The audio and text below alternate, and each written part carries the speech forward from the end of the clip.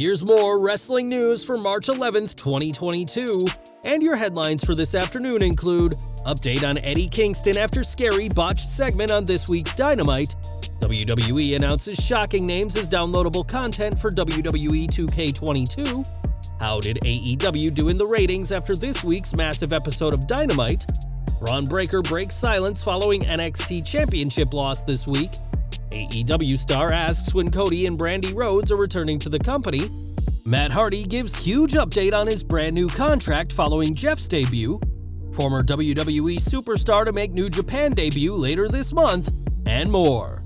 We are kicking off with Eddie Kingston, who received a beatdown on this week's Dynamite by Chris Jericho's new faction. During the segment, Jake Hager leveled Kingston with a powerbomb onto a table outside the ring, but the former WWE World Heavyweight Champion struggled to get Kingston up. What ensued was a scary landing through the table that had fans concerned for Kingston's safety, and we have an update on his condition. On Wrestling Observer Radio, Dave Meltzer said that despite how nasty the bump looked, Kingston is okay, but that the move was very scary. We'll have to wait and see how Kingston's feud with Jericho progresses now that Y2J has a new stable on his side, and while the Mad King was lucky to avoid an injury this week, it's probably in everyone's best interest that this spot isn't repeated. This week, WWE 2K22 was finally released, with the Deluxe Edition coming out on Tuesday and the Standard Edition being available to play today.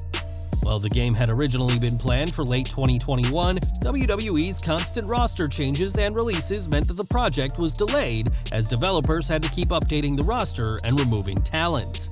Now though, fans will be getting more names to play as the 5 sets of DLC have been announced. The first of which will release on April 26th and feature Yokozuna, Umaga, Rikishi, Omos, and Casey Catanzaro. From there, 4 more sets of DLC will be made available, with everyone from Cactus Jack to Hurricane Helms being released. Current superstars including Ronda Rousey, Doudrop, and Commander Aziz will be released as DLC, as well as both Logan Paul and Machine Gun Kelly.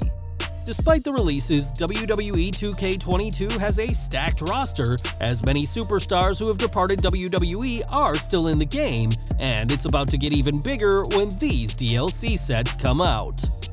More from AEW now, as this week's Dynamite was a huge night, seeing the TNT Championship change hands as well as the arrival of Jeff Hardy. Many fans expected Hardy to debut this week, but the viewing figures don't exactly reflect the excitement that fans had online. WrestleNomics reports that the March 9th episode of Dynamite brought in 945,000 viewers, down from the previous week's 966,000. This week's show did see a bump in the crucial 18 to 49 demographic, with the March 9th episode doing a .40 to the prior week's .35. However, both of these episodes failed to break the 1 million viewer threshold, which is something the February 23rd episode managed to pull off. Despite last week's episode being the go-home show for Revolution, and this week being the post-Revolution show with Jeff Hardy debuting, neither was able to break that million-viewer barrier in an interesting turn of events for such a huge 2 weeks for All Elite Wrestling. On this week's Roadblock special of NXT 2.0, Bron Breakker's tenure as NXT champion came to an end thanks to Dolph Ziggler. Ziggler had some assistance from Robert Roode to win the title and pin Tommaso Ciampa instead of Breakker to win, but it's now the show-off who's on top of NXT. Speaking to Joey Hayden of DallasNews.com this week, Breakker gave his first response to losing the NXT title, saying, I'm still in a little bit of shock, it is what it is. There's nothing I can do about it now, it's over. You just wake up, dust myself off, back to work. As far as Dolph Ziggler goes, and Bobby Roode for that matter, we're in no way close to being done. I'm sure I'll run into them again down the line, but I just got to get better. It's been reported that WWE plans on having Breakker regain the title on a bigger event, presumably NXT Stand and Deliver, which will take place the same day as WrestleMania Saturday.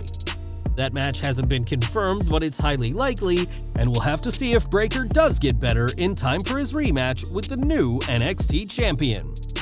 Now, last month, Cody Rhodes left AEW after an interesting relationship with the company and its fans. Despite Cody always being positioned as a face, fans turned on both him and Brandi, with the power couple often getting more boos than cheers from the crowd. Now it seems that AEW fans have turned their attention to another real-life couple, as on Twitter, Ty Conti asked when Cody and Brandi are returning, saying that they've left all their haters who are now going after herself and Sammy Guevara. In response, Cody offered some words of wisdom, saying that mediocrity loves company, and insinuated that fans are turning on her as she moves up the company's totem pole. Brandi Rhodes also replied with a less profound response, saying that Conti should let the haters hate as her pile of money grows. With Cody and Brandi gone, it remains to be seen how the landscape of AEW will change in the coming years, but for now, Ty Conti is working hard in the ring and trying to avoid those hating her relationship with the Spanish God. Cody and Brandi may be gone from AEW, but the company recently signed Jeff Hardy, and it should come as little surprise that his brother Matt is here to stay. During a live stream on Twitch, Matt commented on Jeff's debut and said that his brother was a major part of renegotiating his own contract with the company.